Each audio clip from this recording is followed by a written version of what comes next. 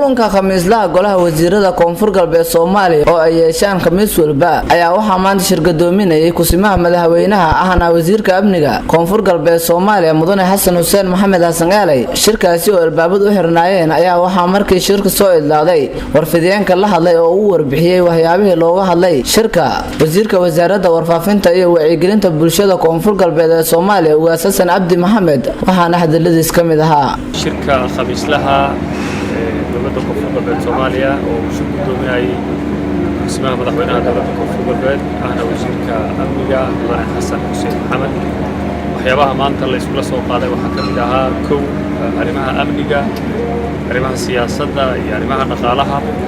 iyo guud ahaanba wacyiga guud ahaan ee koonfur galbeed Soomaaliya dadka ku nool amnigu waa mudnaanta koobaad ee dowladda koonfur galbeed Soomaaliya khamiis kastana waa laga hadlaa waana priority ugu horeyso ee dowladahan annaga aan focus ka saarayno wixii iyo saad dambe iyo maalmaha soo socda billahi taala amniga koobaad Ahmed Ibrahim Bule Bulsho TV Baydhabo